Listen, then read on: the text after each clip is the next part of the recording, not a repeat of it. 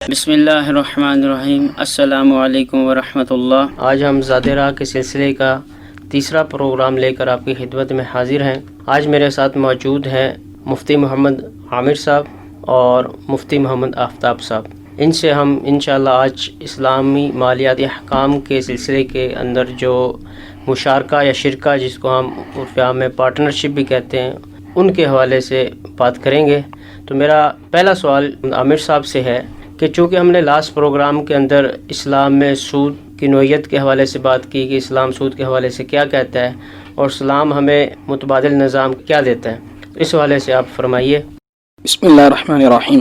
جیسا کہ گزشتہ پروگرام میں بات ہوئی تھی کہ جو سود ہوتا ہے اس کی بنیاد قرض ہوتا ہے۔ سود قرض پر لیا جاتا ہے۔ کوئی شخص کسی کو روپیہ پیسہ ادھار دیتا ہے اور پھر اس روپے پیسے پر جو نفع اگر وہ لیتا ہے وہ سود ہے۔ اور سود کے معاملے میں قرض خواہ کو اس بات کی فکر نہیں ہوتی کہ میرا مقروض جو ہے اس نے یہ جو مجھ سے پیسہ لیا ہے، جی، یہ پیسہ جو اس نے تجارت میں لگایا ہے، اس تجارت میں اس کو نفع ہوا ہے یا نقصان ہوا ہے، جی، اس کو اس بات سے غرض نہیں ہوتی، بلکہ وہ یہ دیکھتے ہے کہ اس نے مجھ سے اتنا روپیہ لیا ہے، اب اتنے عرصے کے بعد مجھے جب یہ واپس کرے گا تو اتنے اضافی پیسوں کے ساتھ یہ مجھے واپس کرے گا۔ جی، جی، یہ سود ہے۔ اسلام اس بات کی اجازت نہیں دیتا ہے کہ قرض خواہ پر ظلم ہو یا مقروض پر ظلم ہو، دونوں رضامندی سے ہی کر رہے ہوں، جی، جی، لیکن اسلام ہمیں اس بات کی اجازت نہیں دیتا۔ اب اس کے مقابلے میں اسلام نے ہمیں جو مالیاتی نظام دیا ہے، جی، یعنی اس کا متبادل بھی اسلام نے ہمیں جی بالکل، تجارتی نظام آخر ایک غلط چیز سے منع کیا ہے، جی، تو جی، اسلام ہمیں ایک اچھی چیز بھی دے رہا ہے کہ صحیح۔ دیکھو اس کے بجائے تم اس طرح کام کر لو۔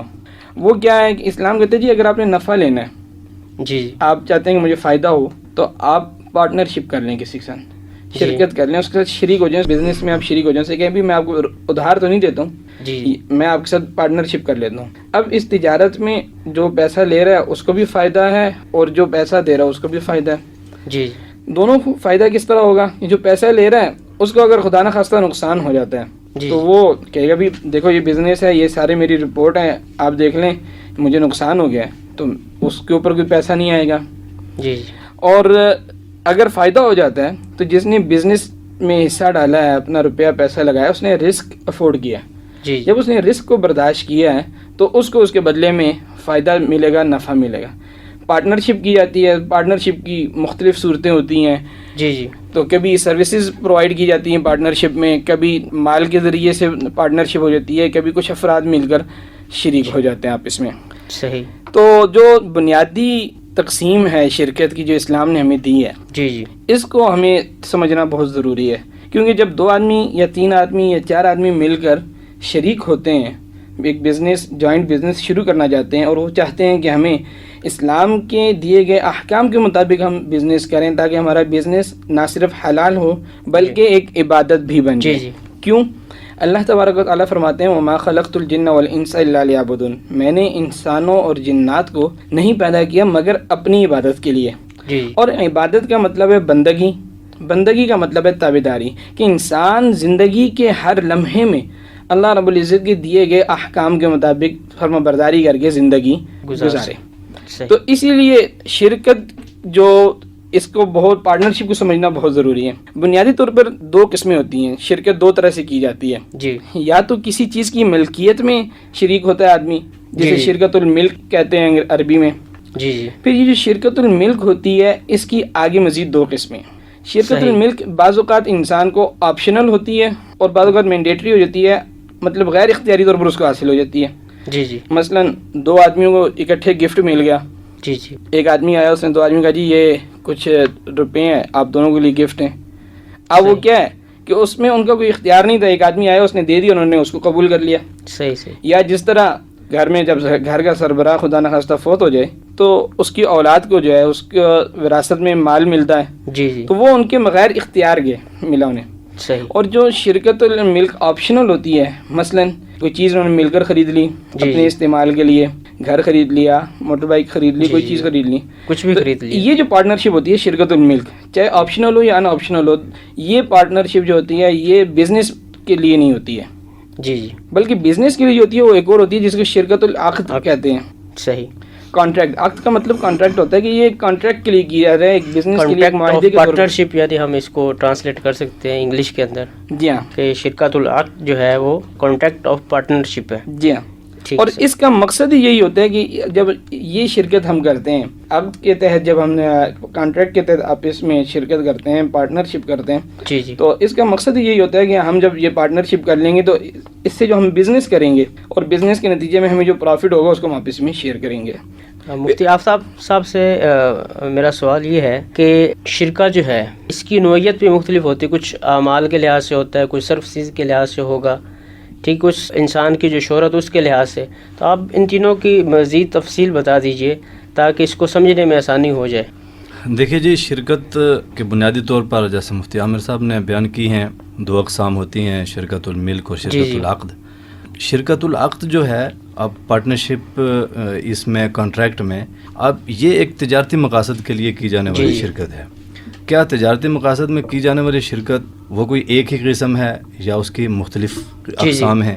ہم جب کتب فقہ میں دیکھتے ہیں اور ہماری اسلامی جو تجارت کے حوالے سے ہمارے پاس جو علمی ذخیرہ موجود ہے ہمارے پاس، اس میں ہم دیکھتے ہیں تو ہمیں اس شرکت اور پارٹنرشپ کے حوالے سے 3 اقسام ہمیں ملتی ہیں. جی جی. ایک قسم ان میں شرکت الاعمال ہے، جی، اور ایک قسم ان میں شرکت الاموال ہے، مال کی شرکت، اور تیسری قسم ہے شرکت الوجوہ. شرکت الاعمال جو پہلی قسم ہے، اس کا مطلب ہے کہ اس شرکت میں کوئی انویسٹمنٹ مال کی نہیں کی جاتی. جی جی. اس میں صرف ایک ایسا ہے کہ کچھ سروسز جو ہوتی ہیں وہ سروسز پرووائڈ کی جاتی ہیں، ان کے ذریعے جو ملتا ہے ایک قسم کا جو انکم ہوتی ہے وہ پھر آپس میں ایک طے شدہ انداز کے ساتھ ڈیوائڈ، وہ مثال کے طور پر اس میں کنسلٹنسی ہو سکتی ہے. مثلاً یہ عام طور پر ہم دیکھتے ہیں، یہ جو ٹیلر ہیں، ٹیلرز بہت سارے مل کر ایک کھول لیں ایک جگہ دکان، وہ بیٹھ کر مختلف کافی مشینیں وہ رکھ لیں، وہ ٹیلر وہ کپڑے سیتے ہیں، ان کی جو انکم ہوتی ہے ایک یہ اب وہ وہاں پیسہ نہیں لگاتے، وہاں وہ سروسز پرووائڈ کرتے ہیں. اور اس طریقے سے مثلاً یہ پلمبر ہو گئے، مختلف قسم کے الیکٹریشین ہو گئے، یہ سب اب یہ ہے کہ یہ اپنی سروسز پرووائڈ کرتے ہیں اور اس پر جو ان کو انکم ہوتی ہے پھر وہ آپس میں ڈیوائڈ کرتے ہیں. ایک تو یہ ہوتی ہے. دوسری ہے شرکت الاموال، اس میں انویسٹمنٹ کی جاتی ہے، روپے پیسے کی انویسٹمنٹ کی جاتی ہے. اموال یعنی مال کی جمع، اور یعنی شرکت الاموال مال کے طور پر آپ شرکت کریں گے، پارٹنرشپ کریں گے، اور اس میں پھر جس انداز سے کوئی ضروری نہیں کہ ایکول ہو، سب کا انویسٹمنٹ ایکول ہو، ایسا مسئلہ نہیں ہے. لیکن پھر اس میں جو آگے اس میں پھر مال پر اس میں جتنا پرافٹ ہوگا وہ پرافٹ ان میں ڈیوائڈ ہوگا. پرافٹ کیسے ڈیوائڈ ہو سکتا ہے؟ وہ کم زیادہ بھی طے کر سکتے ہیں جیسے وہ آپس میں راضی ہو جائیں. لیکن پھر اس میں آگے لاس کا سلسلہ آتا ہے کہ لاس پھر جو ہوگا تو وہ بہرحال ان کی انویسٹمنٹ کے مطابق ہی ہوگا، وہ کم زیادہ نہیں ہوگا. اور پھر جو شرکت الوجوہ ہے اس میں بھی ایسا ہے کہ بنیادی طور پر اس میں مال انویسٹ نہیں کیا جاتا، بلکہ اس میں ایک وجاہت، عزت، شہرت اپنی اس کو کام میں لا کر تجارت میں اس کو نفع حاصل کیا جاتا ہے. مثلا کچھ بندے ہیں وہ انہوں نے ایک آفس کھول لیا یا ایک ایسا سٹور انہوں نے کھول لیا بنا کر، اب ان کے پاس پیسہ نہیں ہے کہ وہ خود اس میں انویسٹ کریں. وہ اپنی شہرت، اپنے اعتماد اور اپنی اس جو عزت اور ان کی وجاہت ہے اس کو استعمال کرتے ہوئے مختلف جگہوں سے اپنے تعلق والے لوگوں سے مال لاتے ہیں، اس کو فروخت کرتے ہیں، پھر اس میں جو پرافٹ ان کا ہوتا ہے وہ آپس میں ایک طے شدہ ریشو کے تحت وہ تقسیم کر لیتے ہیں. یہ 3 اقسام جو ہے وہ ہمیں کتب فقہ میں شرکت کی ملتی ہے. مطلب اگر ہم اس کو ذرا سمرائز کریں تو شرکت یعنی 2 طرح کی پہلے مین جو ہوگی، شرکت العقد اور شرکت الملک جو ہے، اس کے بعد اس کی مزید 3 اقسام. اس کے علاوہ بھی کوئی اقسام مفتی عامر صاحب آپ فرمائیے، اس کے علاوہ بھی کوئی اس کی اقسام ہے شرکت کی؟ شرکت کی ایک صورت اور بھی ہے. ایک اس جو شرکت جس پہ ہم آج بات کر رہے ہیں، یہ جو اقسام بیان کی ہیں، اس کو مشارکہ کہتے ہیں. جی جی. دونوں پارٹیز شریک ہوتی ہیں. شرکت کی ایک اور صورت بھی ہے جس کو مزاربت کہا جاتا ہے، کہ فائنانس شر جو ہوتا ہے وہ ایک آدمی ہوتا ہے اور دوسری پارٹی جو ہوتی ہے وہ سروسز پرووائڈ کر رہی ہوتی ہے. وہ انشاءاللہ آئندہ پروگرام میں ہوگا. اسی طرح اسلامک فائنانس کے جو موڈز ہیں، ان دونوں کے علاوہ کچھ اور بھی ہیں، جیسے اجارہ ہے، جی جی، اسلامک لیز، مرابحہ ہے کہ آپ نے کوئی چیز پرچیز کی اور آپ نے اس کی مکمل ڈیٹیل کے ساتھ کہ میں نے یہ چیز اتنے میں پرچیز کی ہے، اتنا میرے اوپر ایکسپینسز آئے ہیں اور اتنا میں پرافٹ لے رہا ہوں. تو اس طرح یہ بھی ایک موڈ ہے.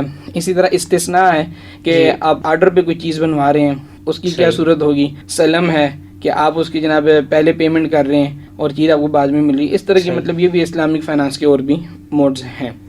تو آج چونکہ شرکت پر ہی بات ہوگی اور شرکت اور مشارکت کے حوالے سے ہم کچھ اصول بیان کریں گے. جی، تو اس میں اگر اس کی تھوڑی سی تفصیل ہو جائے، ہر ایک کی کچھ نہ کچھ دیکھیں جی، ہر ایک کی تفصیل میں سب سے پہلے ہم مشارکہ پر ہی بات کریں گے کہ مشارکہ کے کیا اصول ہیں، کن اصولوں کے تحت ہمیں مطلب کرنی پڑے گی اور کیا ان کا دھیان دینا پڑے گا، کن باتوں کو ہمیں مد نظر رکھنا پڑے گا۔ دیکھیں جی، مشارکت جو ہے نا، میں نے جیسے کہ عرض کیا کہ جس میں ساری پارٹیاں افراد کے اعتبار سے شریک ہوتی ہیں یا سروسز کے اعتبار سے شریک ہوتی ہیں یا جو ان کی کاروباری ساکھ ہوتی ہے اس اعتبار سے شریک ہوتی ہیں، تو اب اس میں ان کو ان باتوں کا خیال رکھنا ہوگا کہ یہ جو پارٹنرز ہوتے ہیں مشارکہ میں، دونوں ایک دوسرے کے ایجنٹ ہوتے ہیں، ایک دوسرے کے نمائندے ہوتے ہیں۔ مثلاً کسی اے پلس بی نے جو ہے نا بزنس شروع کیا، اب اے اگر کسی سے جو ہے نا وہ معاہدہ کر لیتا ہے تجارت کے حوالے سے تو بی بھی ریسپانسبل ہوگا، صحیح، اور بی اگر کسی سے کر لیتا ہے تو اے بھی ریسپانسبل ہوگا۔ اب اس ریسپانسبلٹی کے لیے اے اینڈ بی دونوں کا عاقل اور بالغ ہونا ضروری ہے، صحیح، کیونکہ جب بھی کوئی معاہدہ کیا جاتا ہے، جب بھی کوئی کانٹریکٹ کیا جاتا ہے تو اس کے لیے ضروری ہے کہ وہ عاقل ہو، بالغ ہو۔ نابالغ اور بچہ اگر کرے گا تو اس کے کانٹریکٹ کا اعتبار نہیں ہوگا، صحیح، اور وہ اگر اپنے طریقے سے کچھ چیز خریدنا چاہتا ہے، بڑی چیز خریدنا چاہتا ہے، تو اس کے لیے بھی اس کو ضروری ہوگا کہ وہ اپنے ولی سے، جو اس کا سرپرست ہے شرعی طور پر، اس سے اجازت لے۔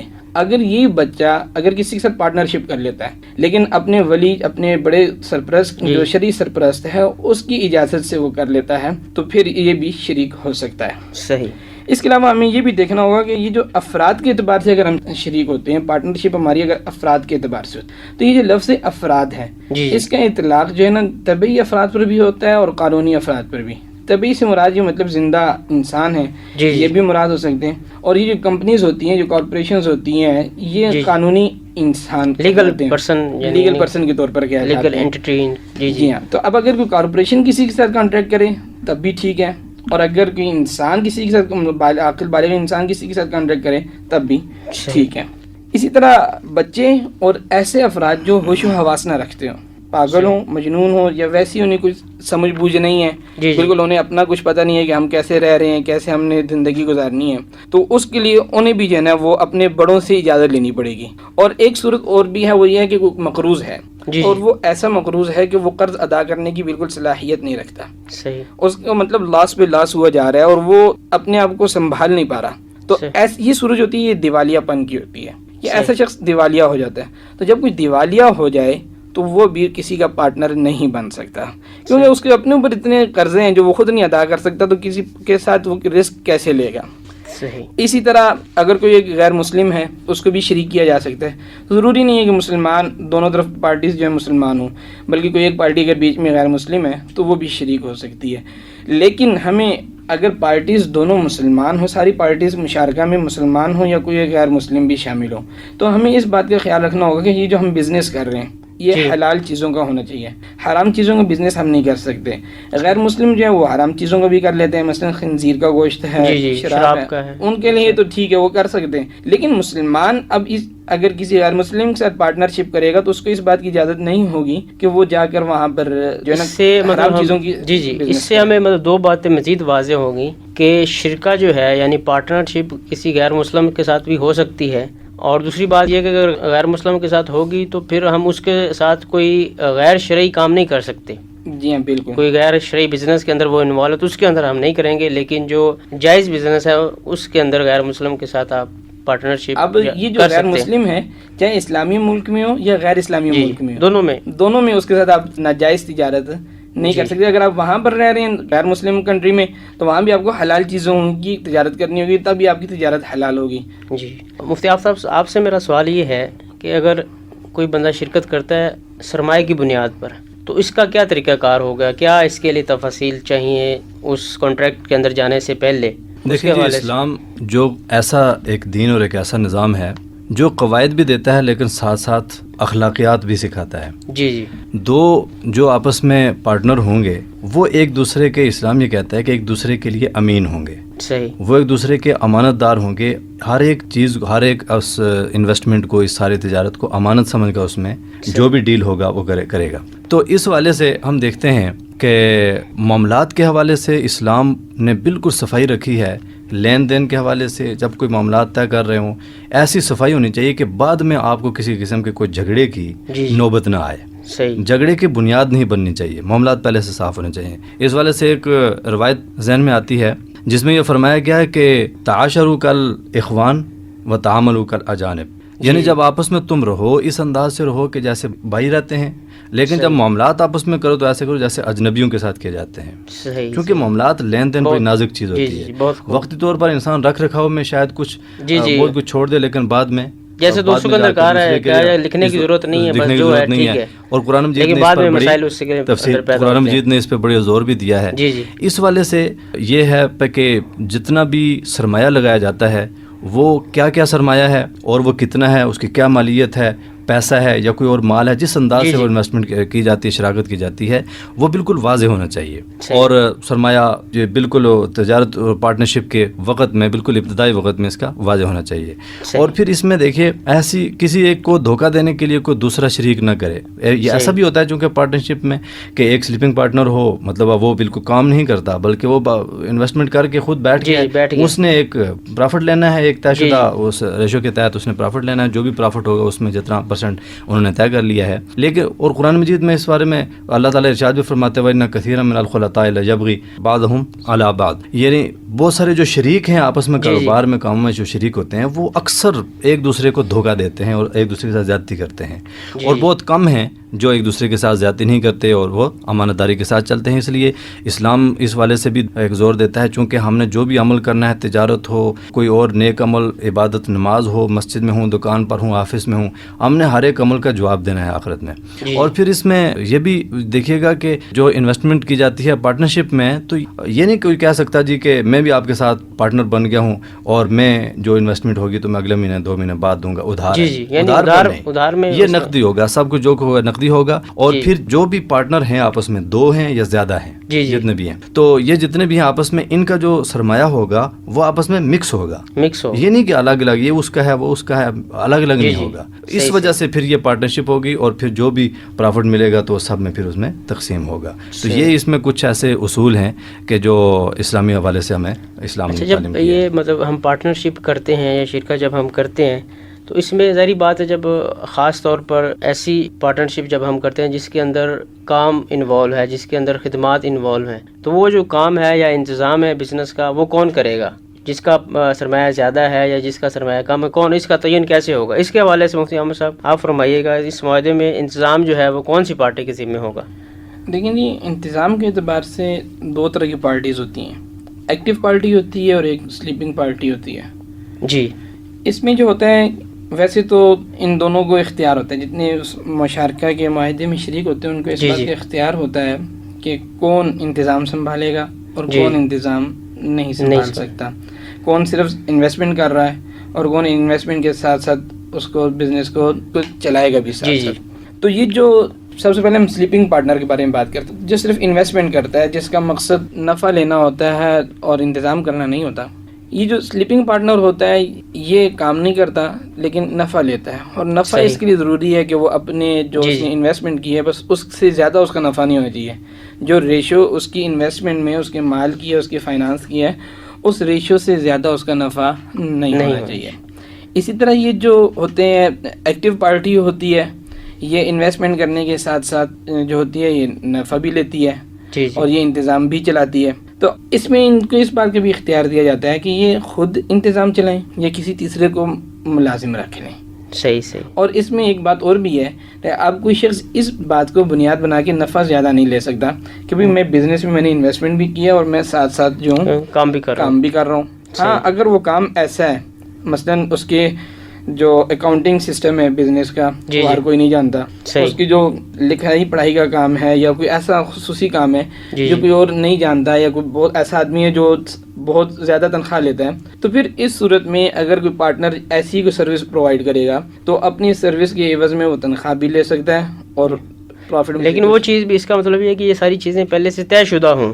جی، یہ دیکھیں یہ ابتدا میں طے کرنی پڑیں گی۔ یہ جو ہم نے پیچھے اتنی ڈیٹیل سے شرکت کی تقسیم بیان کی ہے، اگر اب یہ پہلے طے کرنا ہوگا میں شرکت الملک ہے یا شرکت العقد ہے۔ صحیح۔ کیونکہ شرکت الملک جو ہے وہ بزنس کے لیے نہیں ہوتی، شرکت العقد جو ہے وہ بزنس کے لیے۔ اب وہ جو بزنس میں پارٹنرشپ کر رہے ہیں، آیا مال کے اعتبار سے پارٹنرشپ کر رہے ہیں یا سروسز کے اعتبار سے کر رہے ہیں یا اپنی جو ان کی کاروباری ساکھ ہے وجاہت کے اعتبار سے کر رہے ہیں، تو یہ ساری باتیں ہمیں ابتدا میں طے کرنی ہوں گی۔ تو پھر اسی طرح ہمیں یہ بھی طے کرنا ہوگا کہ کون سلیپنگ پارٹنر ہے اور کون ایکٹیو پارٹنر ہے۔ تو اس میں ساری پارٹیز کو اختیار ہوتا ہے کہ جیسے چاہیں اپنے انتظام کو سنبھال. تو چونکہ مطلب یہ بزنس کے لیے نا، بزنس میں اب لاس بھی ہو سکتا ہے اور منافع بھی ہو سکتا ہے، تو اس کے اندر پھر جو نفع اور نقصان کا جو معیار ہے اس کا تعین کیسے ہوگا؟ آفتاب صاحب آپ ذرا اس پہ. پارٹنرشپ میں جی نفع نقصان کا تعین ایک یہ اصول ہے اسلام میں کہ جو پارٹنر ہیں وہ آپس میں نفع جو تقسیم کریں گے وہ اس انداز سے تقسیم کریں گے کہ جس نے جتنا سرمایہ لگایا ہے اتنا لیں. جی اور اگر ایک ایسا ہے کہ اس نے سرمایہ بھی لگایا، ساتھ وہ سروسز بھی پرووائڈ کر رہا ہے، اور دوسرا سلیپنگ پارٹنر ہے، تو یہ والا وہ اس سلیپنگ پارٹنر سے زیادہ بھی لے سکتا ہے، زیادہ حصہ بھی لے سکتا ہے. لیکن سلیپنگ پارٹنر بھی اپنے انویسٹمنٹ کے مطابق پرافٹ تو لے گا، لیکن اس کے لیے ضروری ہے کہ وہ اپنی انویسٹمنٹ سے زیادہ وہ پرافٹ نہیں لے سکتا. وہ صرف دوسرا جو ہے وہ لے سکتا ہے. البتہ جو نقصان ہے، نقصان میں اتنا ہی نقصان برداشت کریں گے کہ جتنا انہوں نے انویسٹمنٹ کیا اس کے مطابق، اس سے کم زیادہ نہیں کریں گے. نفع میں کمی بیشی ہو سکتی ہے، لیکن نقصان جو ہے جتنی ہر ایک انویسٹمنٹ اس کے لحاظ سے ہو. جی عامر صاحب، آپ ذرا آخری سوال ہے، چونکہ ہم ٹاپک ختم کرنے والے ہیں، تو اس میں آپ ہمیں بتائیے گا کہ بعض اوقات یہ ہوتا ہے کہ ہم 2 سال کے لیے مشارکہ یا پارٹنرشپ کر لیتے ہیں اور وہ ڈیوریشن ختم ہو جاتا ہے، تو پھر ہم اس جو جوائنٹ وینچر ہے، جو پارٹنرشپ ہے، اس کو ہم کیسے ختم کریں گے، جو اس کا صحیح طریقہ ہے؟ دیکھیں جی، جو یہ پارٹنرشپ ختم ہوتی ہے تو اس کی 2 صورتیں ہیں، یا تو یہ مکمل ہو چکی ہوتی ہے اور یا پھر یہ ختم کی جا رہی ہوتی ہے. صحیح. مکمل ہونے کی صورت میں یہ ہوتا ہے کہ آپ نے کوئی ایک خاص پروجیکٹ کے لیے آپس میں پارٹنرشپ کی، وہ پروجیکٹ آپ کا پورا ہو گیا، تو اب جو پروجیکٹ سے انکم ہوئی اس کو آپ آپس میں طے شدہ تناسب کے مطابق تقسیم کریں گے، اور آئندہ پھر کوئی پروجیکٹ آیا تو اس کے لیے آپ نئے سرے سے آپس میں یہ ساری تفصیلات طے کریں گے ابتدا میں. جی دیکھیں، ایک چھوٹی بات کو آپ طے کریں گے. صحیح. اور اگر ختم کرنے کی صورت ہے، مطلب پروجیکٹ تو چل رہا ہے، بزنس رن کر رہا ہے، کوئی لانگ ٹرم پروجیکٹ ہے، لیکن آپ کوئی پارٹی جو بیچ میں سے جانا چاہتی ہے واپس، تو اس کے لیے پھر یہ کہ وہ اپنے جو باقی فریق ہیں ان کو بتائے گا کہ جی میں واپس جانا چاہتا ہوں اور مجھے اپنا پیسہ بھی چاہیے، میں اس میں مزید پارٹنرشپ نہیں کر سکتا. تو اب باقی فریق اگر چاہیں آپس میں رضامندی سے چاہیں تو اس بزنس کو وہیں ختم کر دیں، اور اگر چاہیں تو اس بزنس کو کنٹینیو کر لیں. اس کا اثاثہ جو اس نے اپنا حصہ ڈالا ہوا تھا اس کو خود خرید لیں، یا کسی تیسرے آدمی کو بیچ دیں، یا اس کو واپس کر دیں اور اس کے بغیر اپنا بزنس آگے رن کریں. تو یہ اس میں ان کو اجازت ہوتی ہے، وہ جیسے چاہیں اس کو ختم کر لیں، لیکن باہمی رضامندی ضروری ہے. دونوں صورتوں میں، یعنی کہ بتایا گیا کہ اسلام نزاع کو، جھگڑے کو ناپسند کرتا ہے. تو ابتدا میں بھی اسلام نے کہا کہ جب تم بزنس سٹارٹ کرو تو اس وقت بھی چھوٹی باتوں کو آپس میں طے کر لو تاکہ درمیان میں کہیں ناخوشگوار بات پیش نہ آ جائے. اور جب اینڈ کرنے لگو، جب جانا چاہو بزنس کو چھوڑ کر، تو پھر بھی آپس کی رضامندی کے ساتھ. یہ نہیں کہ آپ کسی تھرڈ پارٹی کو اپنا حصہ بیچ رہے ہیں اور وہ نہیں چاہتے کہ کوئی اور پارٹی خریدے، بلکہ وہ چاہتے ہیں کہ ہم خود ہی خرید لیں، یا وہ چاہتے ہیں کہ آپ کا حصہ ٹھیک ہے نکل جائے لیکن کوئی نہ خریدا، ہم اس کے بغیر چلائیں گے.